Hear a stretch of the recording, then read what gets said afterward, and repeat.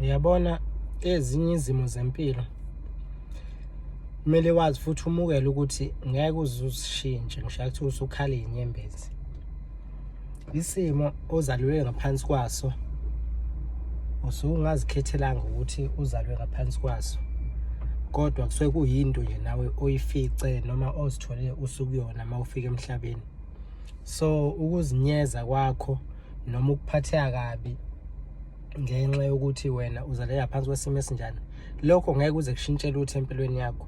But okungashintsha ukuthi wena iziphi inqumo oyithathayo kusuka kuleso sikhathi usuzela usukhona emhlabeni kuya phambili.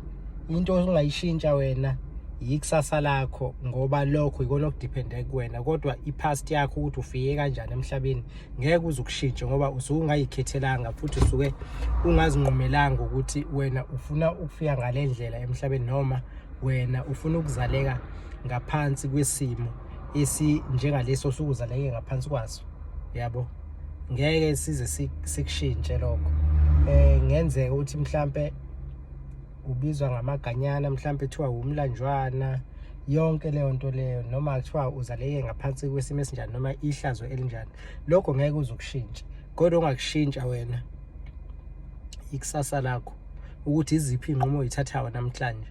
Lokho sekusezandleni zakho ukuthi ukwazi ukuyishintshela, ukwazi ukuthi ube umuntu ongcono kunalokhu mhlambe ozibone angazuthi uzaleke ngaphansi kwakho. Injalo indaba.